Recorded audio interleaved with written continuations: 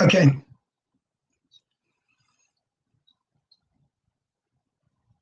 Hello, everybody. This is Griffin, Pastor Greg Griffin. Good morning, good evening, good afternoon, wherever you may be at in the world. My name's Greg, and I'm an addict. Just want to let everybody know this is about the third week. I am going to be coming at you guys live every Wednesday evening at 6 p.m. Pacific time. And I hope to give little talks about different facets of recovery. Last week, I shared a little bit about relapse prevention, a little bit about the emotional and the physical cues that can leave us feeling vulnerable or at a risk of relapse. So tonight, what I would like to do, guys, is I would like to share some coping strategies with you, where I can go over some ideas, some thoughts, some proven methods of things that you can use, maybe go-to moves, if you will, or a tool in your tool belt, if you will, on how you can handle triggers as they come to get you out of that frame of mind. Okay, before doing so, folks, I would like to share my story with you a little bit. If you haven't heard my story, back in mid-February on the magical road to recovery, my brother David Griffin and his lovely wife Leslie interviewed me, and I think it's an hour and 30 minutes, hour and 29 minutes, but it should be somewhere there on my brother's Facebook page. You can find it. So anyways, my name's Greg, and I'm an addict, as I said. I first started using drugs and alcohol. I first started using marijuana. So I wasn't even really considering myself using drugs and alcohol at the time I tried it. It was the summer between my junior year and my senior year in high school. And it just really, really put things off and running for me in my life. And, the misery that my drug addiction took my family and friends and people that care about me today in my life. Anyway, so I smoked some weed in the summer going into my senior year of high school. I was a track athlete and a wrestler. I started competing in sports at an early age. As our middle brother, my brother David, and my middle brother was maybe about almost 2 years older than me, 1 year and 10 months. And I wanted to beat his butt in anything I possibly could. So it really set the tone for me at an early age as far as training and the different sports. Actually, I followed in the sports that my brother did, wrestling and running. And anyway, so what happened I was having a conversation with my brother and David, and I was talking to him, and he was asking me some questions.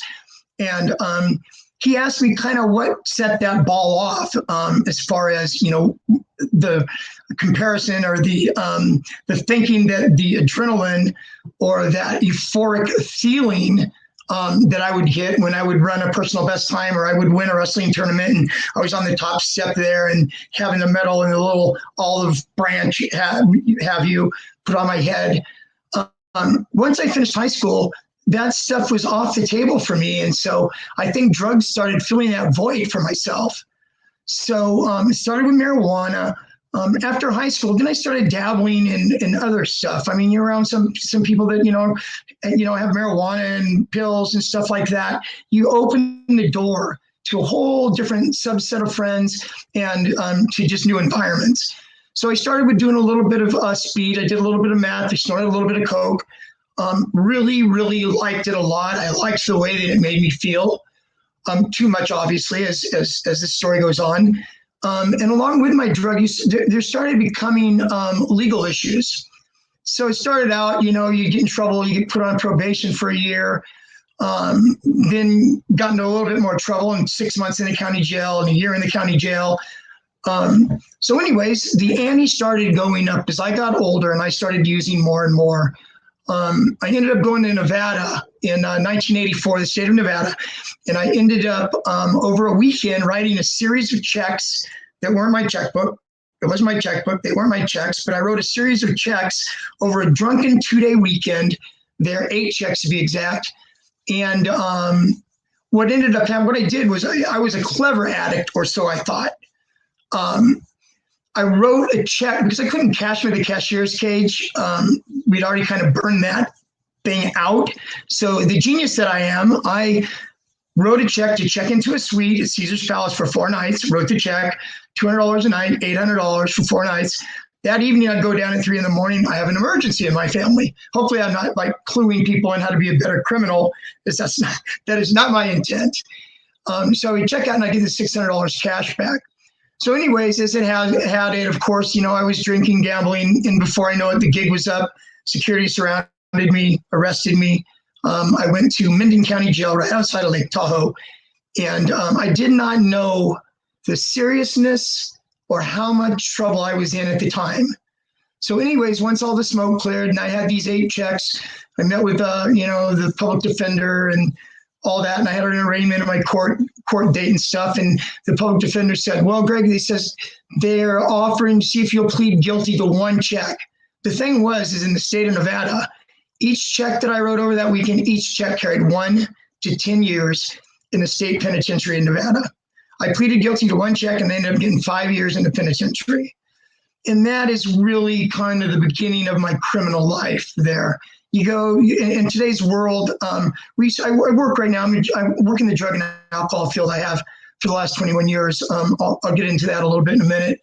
But, you know, as time goes on and, you go to prison and you start, hanging out with different people, you learn, as far as our justice system goes, in my opinion, there's just so much money being spent. Prisons are big business. Prisons are in business and they're big business. They make more money having you locked up there than the county would be spending or the state would be spending on you to go to drug treatment program, which is what should really actually be happening. So anyways, did that prison time, came back to California. I went into a drug program, stayed there 6 months. My brother David helped me get in from prison. Stayed there 6 months. I thought that I had a grip on things, but I didn't. So anyways, I got out of the program, had to go back and report to Nevada from the parole that I had. And when I went up there, never reported, and things just really got off and running. Living in Las Vegas, I loved it. I loved the action. I liked the excitement. Like I said earlier, I'm an adrenaline guy. And so everything, it was just perfect for me. So after a year and a half up in Nevada, a friend of mine who was a heroin addict, didn't really know too much about heroin or heroin addicts at the time, was introduced to heroin. And when I tried it for the first time, I could take it or leave it. It made me itchy. I remember it made me really itchy. And I threw up a lot too. And for some reason, I guess I liked the high or the feeling that the itchiness and the throwing up didn't bother me so much. Anyways, I dabbled with that for a couple months. And then before I know it, I was hanging out with my buddy that was the heroin addict and was with him for a period of about a week. And it didn't take me but a week before I got a heroin habit, which was the beginning of really my downward spiral in my life. While I was addicted to heroin, being a heroin addict is hard work. Where I work at today in a substance abuse program that I've worked in for 21 years, I have clients that come in and, heroin is still a pretty popular. Oxycontins, we call them oxys or roxycodones, heroin are still a really, really rampant drug of choice around here. And the sad thing about it is I don't know if folks are aware or not or have been following what's been going on with opiates and heroin in the world. But now they are actually taking the heroin and they're cutting it with bits of fentanyl in it to make it stronger, to get people hooked. And what's happening is a lot of folks are overdosing and dying behind it. Before I looked into this, when I heard about the fentanyl, I was thinking, well, doesn't the fentanyl cost more or than heroin does? So come to find out, I looked into it a little bit, and what happened is the cartels down in Mexico, one of the head of the cartels hired this chemist to train a couple of our tail buddies that, that was into a little bit of that kind of stuff, how to cook up and make fentanyl. So they trained these guys how to cook up and make fentanyl. And so what they were doing was that's how they had access to the fentanyl that they started cutting the heroin with. So anyways, that's what's going on now. But anyways, I was talking about being a heroin addict is hard work. Let me explain what I mean by that in my story. I was addicted to heroin from 1991 up to my birthday, which is March 7th, 1997, is the day I was hospitalized at the end of my heroin use. But from 1991 to 1997, I went to county jail for 30 days once, and then I got busted for some paraphernalia in Las Vegas, went to jail for 14 days. So between that 30 and 14 days, it was really crazy because I had to kick. I had to, I was dope sick, kick. I had to kick in county jail. It takes 3 or 4 days. You're really sick to your stomach, crawled in the fetal position, just, thrown up, diarrhea, just, it's not a good thing. So anyways, after I was in county jail for 30 days, first thing I would do is I go look up the dope man, I cop heroin, and boom, I'd be off and running again. So before with the exception of the 30 days and the 14 days, it's a total of 44 days in my life, in my heroin addiction, 6 years minus 44 days, I shot dope every single day, several times a day. Being a heroin addict, I would never go to bed at night unless I had I call it my wake up. What it really was, I also call it getting well. Because when you wake up in the morning after sleeping in the night, you wake up dope sick. And the only thing that's going to get you better is some heroin. And so anyways, besides those 44 days, I shot dope every day, several times a day. Didn't take care of any health, obviously. I'm talking a minute about my hospitalization and what my health was like and what it was like for me in my life back then.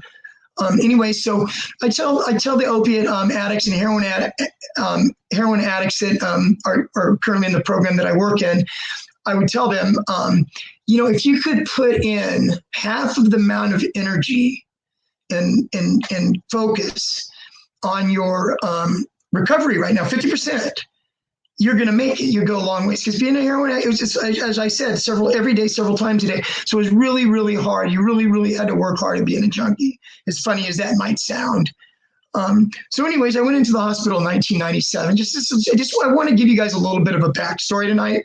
Told my story a couple months ago. I told you, already directed you to where it could go, but I was just talking to my brother earlier. And, this might be your very, very first time meeting me, my very first time meeting you. Hope this becomes a relationship to where you can tune in every Wednesday night, 6 p.m. Pacific time. And hopefully I can give you a little bit of hope. I told my brother David and his lovely wife, Leslie, last Thanksgiving, they were over our house. My mom passed away almost a year ago, a couple more days, it'll be a year ago. And they were talking about, about the church and about, there's people out there that do need some help, that need some hope as far as, getting clean and sober and all that. And when they asked me to do it, it just really, really got my juices flowing. My brother was telling me, Greg, we have clients, we have people that are members in our church and stuff from all around the world, and I just thought it was a really, really cool thing. And so that's why I'm here talking to you right now, sharing my story with you. So anyways, I went into the hospital. I remember I had really bad pain in my chest. I thought it was my heart. Didn't go to the hospital for several days because I didn't want to go there and be dope sick. Not really realizing at the time with the medical condition I had, they were going to stabilize me. And they put me on methadone is what I was on when I was hospitalized. Anyways, and I was in the hospital for 2 months. My left lung was full of fluid. And during just the antibiotics and stuff they gave me in the hospital, didn't totally get rid of it. So they had to go in and they had to do surgery on me. They went in, they drained my lung. They had to go in. I remember I was reading the medical paperwork a few months back. I still have all the medical paperwork that I had. And it was describing the surgery. We had to go in and there was a fibrous peel on the inner lining of my lung that had trapped on the inside of my lung a cottage cheesy-like substance. I mean, isn't that enough to make you sick? So anyways, I went through that surgery, and thank God, I have a family that loves me, mom and dad that loved me and cared about me, that made the transition from when I was hospitalized to being able to have a bridge to where I could go back home here to California and get better. And so anyways, that's what I ended up doing is I ended up flying home. They had to wait a couple of days to fly me home after my surgery because of the surgery that I had in my lungs and the pressurized, thing about in an airplane that, there's a certain amount of pressure and there's certain conditions that you can't fly under. And so anyways, went to the hospital, left the hospital. My mom and dad had paid for a plane ticket for me to fly from the hospital in Las Vegas to the airport in Oakland.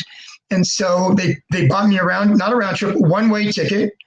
I didn't know that my brother was going to be there waiting for me at the airport, but he was when I got there. My brother was there. And they wheeled me in a wheelchair and got on the plane and I flew home. When I got home, when I was released from the hospital, guys, I weighed 124 pounds. That's was, lucky to be alive then, and I thank God and I thank my family and thank my parents for, giving me another chance to be able to, get my life together. Anyways, once I got home, my mom strategically placed this flyer that came in the mail maybe a couple of months after I got home. It said Celebrate Recovery on it. So she set it on the table there and sat for, a month and a half, 2 months. And then now it's September. This is November 4th. I still remember vividly the date of it. And so towards the end of October, I told my mom, I said, Mom, I said, I see that flyer there. I would like to go, check that out. I just needed something outside of myself, something I could find hope in, something that I could find peace in, here I was, this, 37-year-old, unemployed, 124 pounds, trying to get my strength and my weight back and to get healthy again. And all this time that I'm back home, I'm thinking I'm coming back home to get my strength back, get back on my feet so I can go back up to Las Vegas again and hang out, start shooting dope again. Can you imagine that? 124 pounds. So anyways, thank God that, my mom put that there and that she came with me originally to go to Celebrate Recovery. And, it was a wonderful thing. When Mom came for the first time with me, she was going to support me in getting my help. And little did she know she was going to get her own help too. They had groups that obviously I was in the chemical dependency group. They had a sex addiction group. They had a codependency group, which my mom went to the codependency group. And so anyways, we did that. And so I started getting better. I started building my faith in God and started finding a purpose in life. So, it was a wonder. It was a good decision to do that.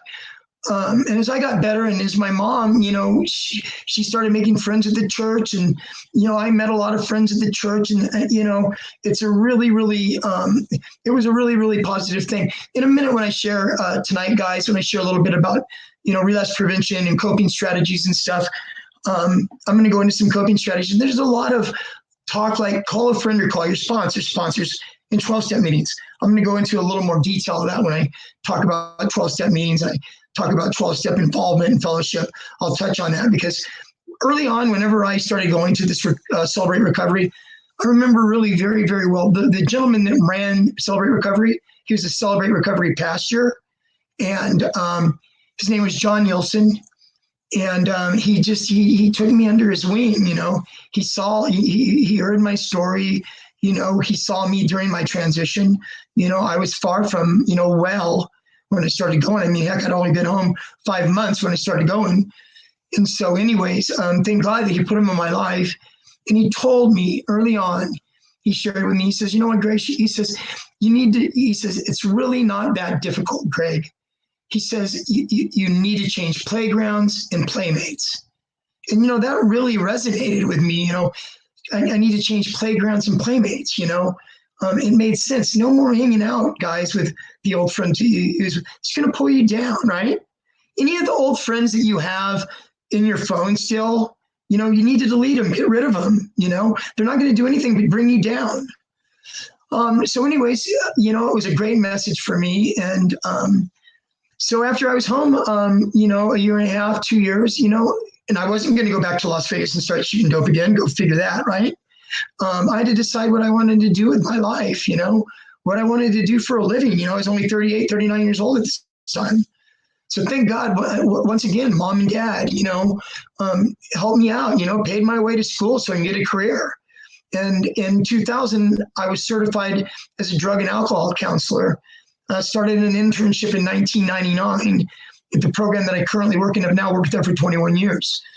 So God's been good to me in that respect.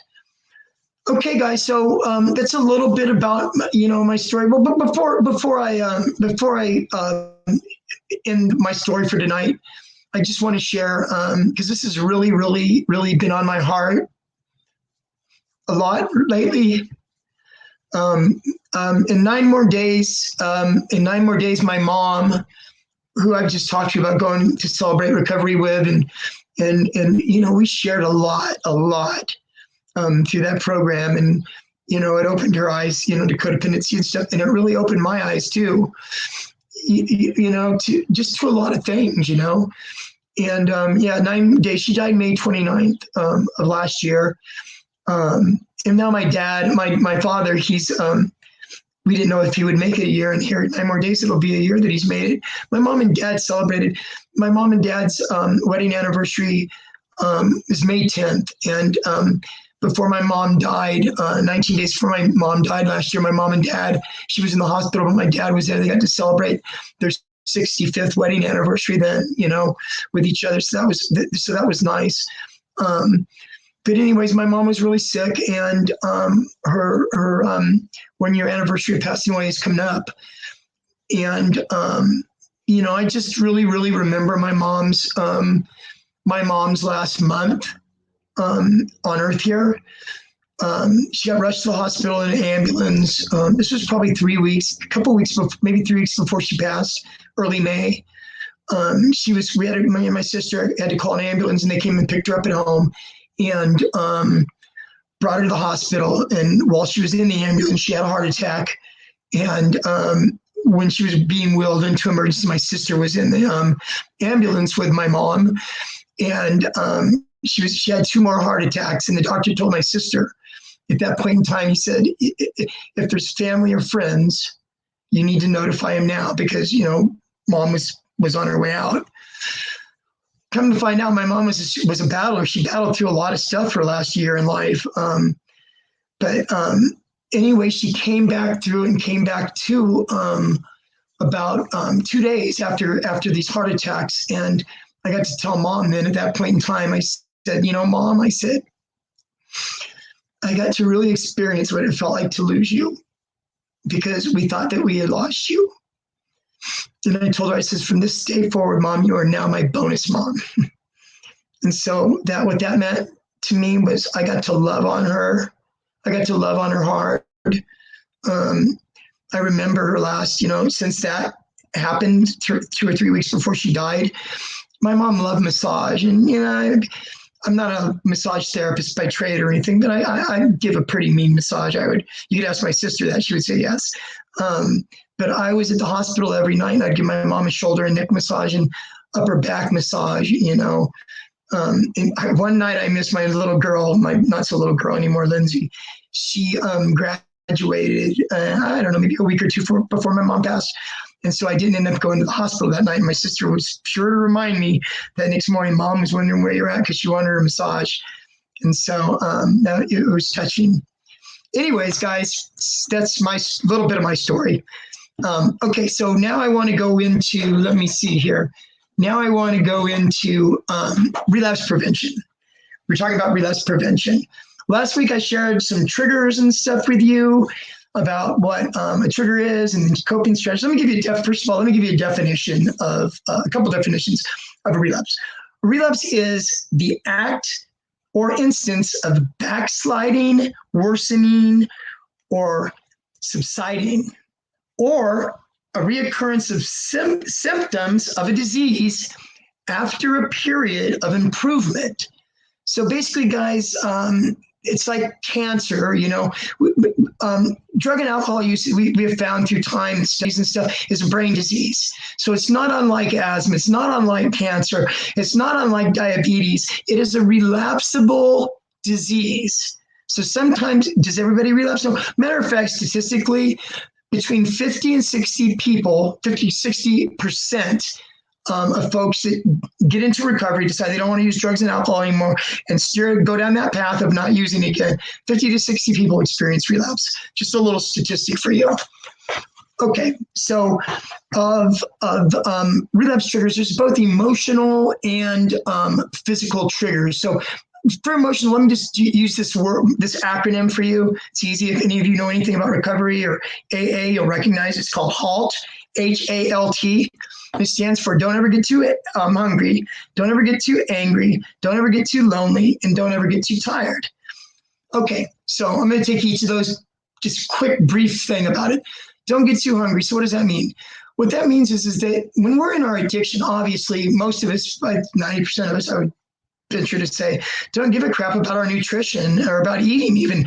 Go figure, right? How do you think I got down to 124 pounds? There wasn't much eating going on here. I used to tell my friend that I was with, I would get up in the morning, I'd drink a 40, and then maybe I'd drink another 40 in the evening. And I say, well, it says on the bottle here, 40 ounces, 890 calories or something. That's just how my sick mind was over that. So anyways, what it's basically saying is we need to start paying attention to nutrition while we're in recovery. Don't ever get too angry. Now, this one right here, anger is probably the most biggest trigger and reason for relapse. Angry is just, it's just, there could be healthy anger and then there could be inappropriate anger.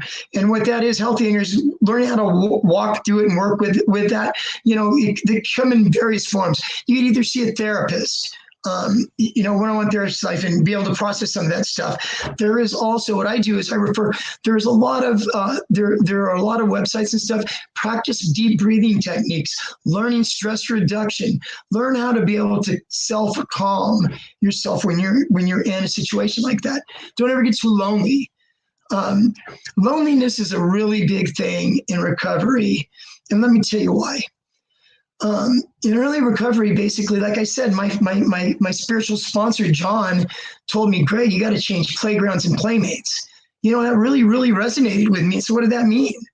All the using friends that I used to have, that I used to use with and hang out with, they're no more. At least they should be no more. So now you've broken off those relationships with those folks. So anyways, and then on the other side of that coin, you have your friends that you had before you started using drugs and alcohol. And you have family too that you had during the time you were using and not during the time that you're using. And so you think you're going to go back to your friends before your addiction, but only to come and find out that they're not ready to take you back right now. Just because I decided to get clean and sober doesn't mean the world is going to change and adapt to my needs. I hurt a lot of people in my addiction. I really hurt my mom and my dad while I was in my addiction. And I just thank God right now that I was able to make peace with my mom and love on my mom really hard before she passed. And if I haven't mentioned, my dad's on hospice right now, and me and my sister both care for my dad. And, I tell my supervisor at work, she always asks me, how's dad doing? And I just told her, I'm just loving him up. I'm just going to love on my dad. My dad was not a very emotional guy. Maybe anger was his emotion, or being through or tired with things. His mode of babysitting us when we were little kids, especially me, I remember very well. Mom would leave. Dad would be in there. As soon as I made a peep or do anything, to your room. And so I used to have to go to my room. That was my dad's way of dealing with us. But anyways, he wasn't a really emotional guy. And so, he's softening up a little bit now, but I make sure every night, and sometimes I don't get a response from him, but every single night before he goes to bed, I like to call it tucking him in bed, even though I don't literally tuck my dad in bed. But I always say, I love you, Dad. Is there anything I can do for you? I love you. And this, and I told my supervisor and my sister too. Like I said, me and my sister care. for my dad, and, guys, love on your parents, love on your family. We get this COVID-19 thing going around, and it's not discriminating. We don't know how long we're going to be around, folks. We just don't. So love on your friends. Okay, let me get back to relapse prevention. So I was on lonely. Now let me go to the very last one. Don't get too tired. We no longer have any of the, I remember whenever I first got clean as an opiate addict, there was so many restless nights, so many nights that I got very, very little sleep. You try to take hot baths, you try to listen to music, soft music. We can no longer take the chemical sleep aids that we used to take. No more drinking ourselves to sleep, passing out. There's no more nodding myself to sleep with opiates. There's no more taking Xanax or Valium, because those are off the table now that you're in recovery. But if I could suggest, guys, something, we have melatonin, natural homeopathic medication. We have valerian. We have chamomile tea. So there's lots of stuff, guys. Go in there and Google the sleep, that you need to sleep. But can you take this natural? Google is your friend. Google is wonderful. So anyways, that's what I would suggest as far as that goes. As far as a trigger of not being able to go to sleep, to be able to, find some relief in that and just, check it out. Now I want to go to some physical triggers that we experience. And you know what, guys?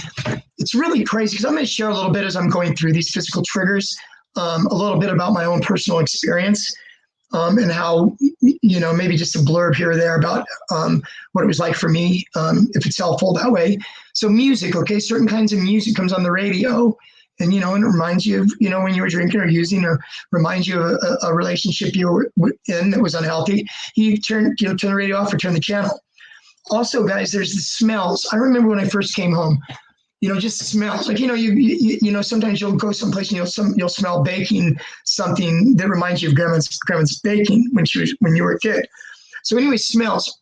I live in the San Francisco Bay Area, and so we have a thing called BART, Bay Area Rapid Transit. And I go to Oakland. I'm a sports fan, so I go to Oakland A's games, Oakland Raiders games now, Las Vegas Raiders now, San Francisco Giants games, and we have a thing called BART. And so when I first got clean and came home and I started going to those games, anytime I would go into a BART bathroom, it would remind me of snorting cocaine, because that's what I used to do when I was in my addiction. I used to go in there, lock the door. There's only one person in there at a time, only one door, only one lock. And the only way somebody could get in there is if it was a station agent that, if you were in there for a half an hour. So you weren't going to get interrupted. But that smell of that bathroom made me go back and think about snorting cocaine again. Money is a big one. When I got clean, the place that I work at right now, the substance abuse program that I work at right now, it used to be a little bit more longer term, and people would go get jobs and work, and they would turn their paychecks in, pay off some of the money they owed the program or paid their rent or whatever it was. And they learned to be able to live on a budget, of $60 or $70 a week. And they learned to do that, and they learned to be able to, set money aside. But anyways, money is a really big one. Having a paycheck that's $900 and cashing out $900 cash in your pocket is a huge trigger, guys. So what I did early on is I relinquished my control of my paychecks over to my father. Maybe you have to maybe you have to relinquish it to your wife or your brother, whoever you have in your life that you trust with your money. Okay, guys. Some people say, "Oh, hell, I'm 50 years old and I work 40 hours, and I shouldn't have to turn my money over to anybody, right?" Well, you can go with that if you want and have that $900 in your pocket and see how you make it through the weekend. So, anyways, where I'm going with this is it's real. First of all, as far as recovery goes, and as an aspect of recovery and a trait that I would love to give somebody in recovery would be the trait of being humble, okay, to be teachable, to humility. If you saw any of my talks in this, humility is not thinking less of yourself. Humility is thinking of yourself less often. So yeah, guys, sometimes, suck it up and be humble. It's okay to be humble. People like humble. Some people like humble. Some people feed off of somebody that's humble. But being humble is a good place to be, guys, in early recovery. You know, obviously, you know, our way didn't work, guys. Our way didn't work. Let's be open and try something different.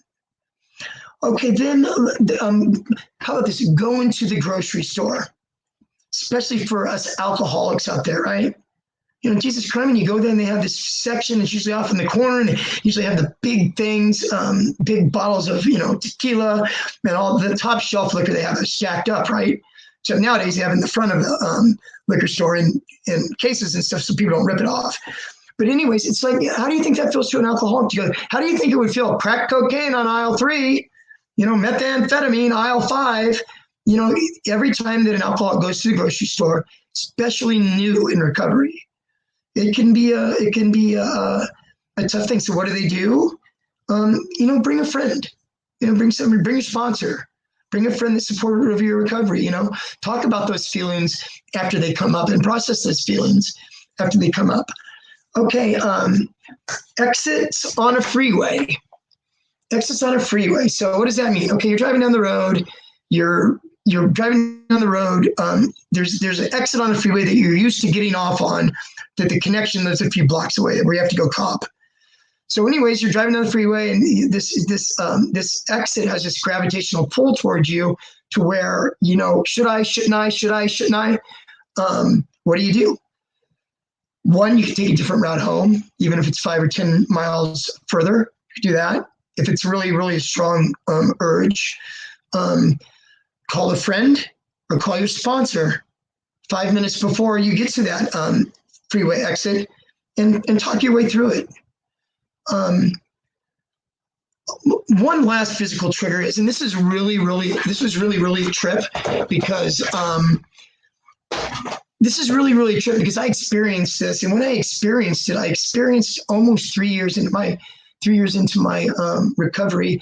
And God, I was surprised how strong of a pull it was on my heart and my mind. And in 1999, I told you I just went to school and stuff and get certified for my drug and alcohol, you know, certification. And I had to go up. It was a Saturday morning at 8 a.m. So what I did is I drove up to Sacramento. It's about a 2-hour drive from where I live, and got a motel room for the night so I can get a good night's sleep, wake up, be able to go get a jog in the morning, be clear-headed to get my coffee, bam, go over to take my test. Checking into the motel room, guys, getting my key at the front desk. I started feeling it then. And then when I got to that room and I opened the door to that motel room and I walked in, it brought it all back for me. First time in a motel for me since I was shooting heroin. So as soon as I walked in the room, it reminded me of closing the curtains, pulling out the spoon, putting the dope on the spoon, putting water on it, cooking it, pulling it up and slamming it. And I had to walk through that, you know, You know, my supervisor that I work with, we both studied and took the test together. So she had her own room though. And so after we checked in and stuff, when we went out and had dinner, I told her what's going on for me. And that it was really, really strong. I mean, I didn't feel like I was in danger of going and looking for drugs and getting drugs and doing that. But it was just really that strong pull that it had on me, guys. So these are real. These physical and emotional triggers are real. So now what do we do with them? Okay, let me go over some coping strategies. So what we do, I do an exercise in one of the relapse prevention groups that I do, where I work, where I give these index cards where on one side I have people write their triggers, and on the other side I have them write their coping strategies. And then after they do that, I have them do it in color. Then I take those little index cards and I take them home, all 25 of them, how many people are in my group, right? And I laminate them. I trim them, I make them look nice and pretty. That's why I tell the clients when they're doing it, I give them colored pencils, colored pens, tell them to make them look pretty. You know, put this in, you know, put some thought into this, because this could be a really, really good tool for you. It's something I used early on in recovery. Used pictures of my little girl. My little girl was born my not so little girl now, was born in 2001. She's 18. She just graduated last year. I think I shared that with you. And, you know, keep these with you. Keep them in your pocket. You know, it's funny. I'll run into somebody a year ago that was in treatment a year and a half ago, and they say, Greg, I saw that little card. You know, and it touches my heart, you know. So anyways, coping strategies, okay? Call a friend or call a sponsor. You feel like using, call a friend or call a sponsor. You're going to hear sponsor, and you're going to hear 12 steps, 12-step go to a meeting. You're going to hear this throughout these coping strategies. It's a common theme. And then I'm going to break it down a little bit and tell you why it's a common theme, okay? Go to a meeting is another one. Go to an AA or NA meeting. You're feeling triggered that day. Go to a meeting, talk about it, raise your hand, talk about it. Having a hard day, feeling triggered, take a walk, take a hike. Take a hike. We have really, really beautiful trails here up here in Northern California. Take a hike, take a dog for a walk, take the cat for a walk. Try that one, right? Take the cat for the walk. I have to chase our cat. We had a cat that was a wild cat that my sister brought back from way up in Northern California, who was really, really a wild cat. Anyways, take a walk, walk the dog, get out, breathe in some fresh air. Very good. Go to the gym. Exercise. First of all, exercise is just, it's fantastic. It's a fantastic thing if you can gravitate towards it in recovery, because it's such a stress reducer. It's such a, I do my best thinking. I do my best thinking on either a run or on the treadmill or the elliptical at the gym. It's just as a way for me to clear my head, for me to think, try to work things out in my mind, any decisions I have to make. Go to the gym. Can't stress after the COVID-19 stuff's over with, by the way. That's the last damn thing I'm going to do in COVID-19 is go to a damn gym. I'm surprised they're even thinking about opening these gyms up with this. I don't want to get political now, so I'm going to pass on that. Normal circumstances, go to the gym. Can't do it enough. A little story about something that happened to me in early recovery. And this goes back to John Nielsen, my spiritual sponsor that I met in Celebrate Recovery. I experienced my very first death of a friend in 2002. And it's a little bit of story too. It's a little celebrity involved in the story. My dear friend, Frank Ward, died of a heart attack at 46 years old when I was working at the program that I'm currently working at now. And out of the blue. And I went to the movies with my dear mom that day. That was, 2002. We went and saw a boxing movie. Go figure when I go in the story here. Frank Ward was Andre Ward's father. Andre Ward was the gold medalist in the Athens Olympics in 2004 and undefeated middleweight, super middleweight, and light heavyweight champion of the world. Frank was his dad. And Andre was 18 years old at the time that happened. And Frank's goal for Andre was to always go to the Olympics. He said, son, the trainer wanted Andre to go pro because Andre had an undefeated amateur career, several years in a row, Golden Gloves champion. And so Frank would tell his son, I want you to go to the Olympic Games, win a gold medal. You can call your own shot and pave your own path. So anyways, Frank died. Andre's 18 years old. Andre stopped fighting. Andre backed off his faith of God. Andre started drinking. Andre started hanging out with the wrong crowd. So this happens for a few months. Another athlete's named Napoleon Kaufman. He used to be a running back for the Oakland Raiders. He left pro football to become a pastor. He's a pastor here in the Bay Area. Napoleon Kaufman, Pastor Kaufman, got a hold of Andre, set Andre down and talked to Andre. And he said, son, I'm just worried that if you don't play this out and you don't give it your all to see if you can recognize the dreams that you shared with your father before your father died, I don't know if you'd ever be able to handle that if you don't do it. Storyline is Andre started training again. Andre made the Olympic team and Andre won a gold medal and so on and so forth. Frank's death, I get called that afternoon that Frank died. My friend Frank died 46 years old. Of course, that's a shocking thing at that age. I didn't know what to do, guys. I didn't know. This was the first death I experienced clean and sober. Normal people would want to go probably drink or whatever. I mean, those were off the table for me. I didn't even cross my mind. I called my spiritual sponsor, John Nielsen. My friend just died. I need to see you. He had a couple of appointments. I could see you at 3:30, Greg. This is like 1:30, right? So I booked down to the gym. I had a membership to the gym. I go down to the gym. I get on a treadmill and I just start running. and I had my eyes closed. I was listening to music. Tears were just coming down. And a gal that I went at the time, I feel a tap on my shoulder, and there she is looking at me, and the tears just going, you know. But you know what, guys? I learned how to take care of myself. I learned how to take care of myself then. You know, it was a good thing. Okay, so last one for coping strategy, I think I would like to say is, what do you do? What do you do for like weddings, birthday parties, different events that happen when you're in recovery, right? A lot of drinking is around for a lot of those things, and people aren't going to change their lives. A lot of people can handle, you know, having drinks on the weekend, or there's a lot of normies out there, but we can't do it. You know, going into it, you know, take a friend or take your sponsor, number one. If you feel shaky, you know, bring support with you there. You know, it's actually admirable nowadays to have people, having somebody that, you know, drinking a Perrier or a bottle of Crystal Geyser or a Diet Coke or whatever to get through that event, to be able to make you feel comfortable, makes you feel more comfortable. Or, you know, have a plan that you can leave. You know, give yourself permission to leave, guys. If you feel a tug and you feel uncomfortable about something, this is your life. You've worked hard on your recovery. You know, you've looked at these things. You looked at relapse prevention. You went through a treatment program, or you live, you know, a really strong 12-step program. You're a sponsee, or you're sponsoring people now, whatever the case may be. You know, it's okay to give yourself permission to leave if you feel uncomfortable. Okay, guys. So also, I just want to also share with you the as far, you know, we talked about anger, and we talked about different feelings, and we've talked about stress. You know, these things are products of life. You know, we all got cell phones. We live in a very fast communication world where people can get a hold of us. We're pulled this way, we're pulled that way.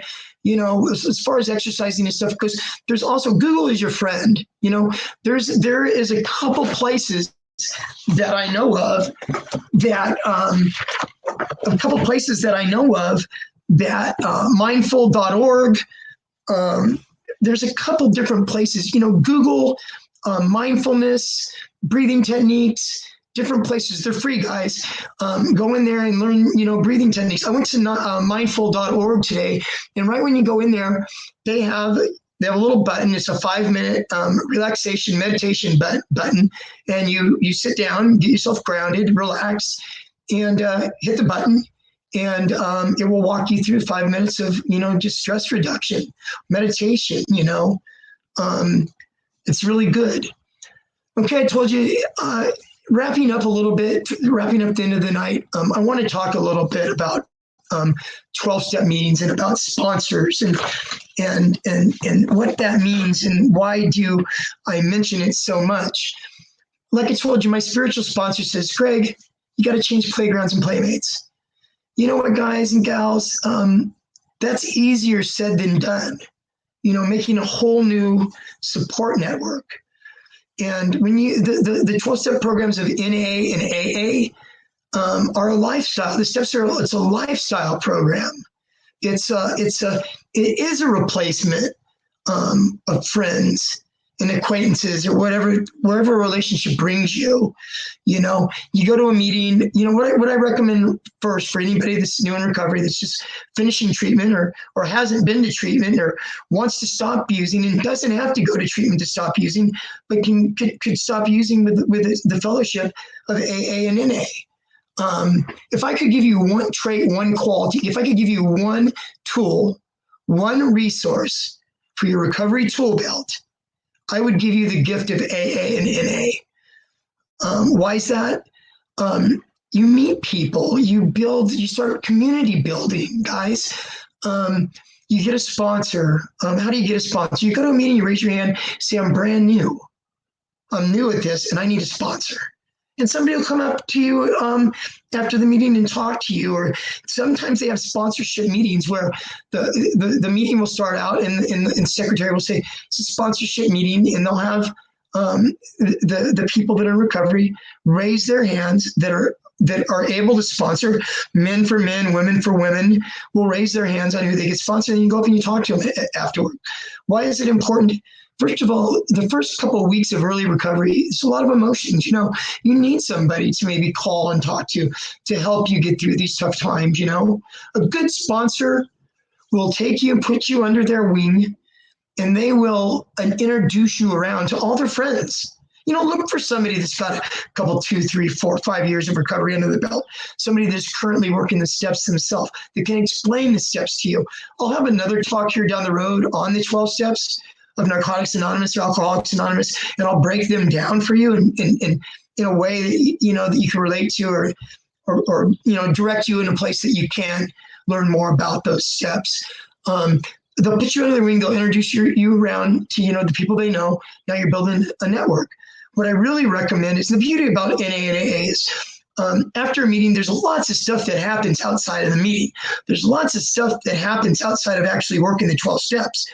Fellowship is wonderful for them, where you're making these new connections. You go out for dessert after AA is 1 hour, NA is an hour and a half. Go to an NA meeting, starts at 7:30, you're done by 9. People go out and have dessert around the corner at the coffee shop afterwards. You're sitting at a table with these guys. You see this one guy over here. This one guy has been, he owns his own glass company. This guy over here works at Starbucks. This person over here is a lawyer. Addiction does not discriminate, guys and gals. It doesn't discriminate. We come from all walks of life. And you sit there and you ask the guy, you ask the guy that works at Starbucks that's got 7 years clean, what was it like your first couple of weeks in recovery? How was it? How did you sleep?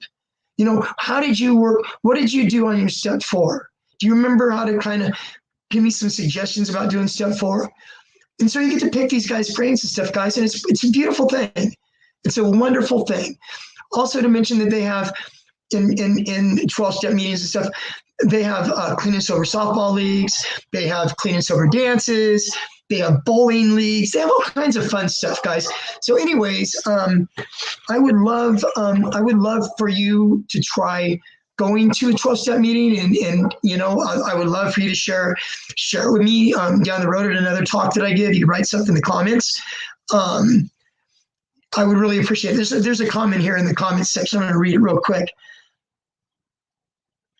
This is wonderful. I love that. I really, really appreciate that. It's sent by unknown, but I really, really appreciate that comment. Okay, guys. I guess I will end tonight's meeting now. Thank you so much if you stayed and you've listened to this. If you've listened to my talk tonight at all, I really, really, truly, I really hope that it was helpful for you. Like I said, I will be here Wednesday, 6 p.m. Pacific time, guys, every week. Okay. I would love to see you come back, and take care until next week, guys. God bless.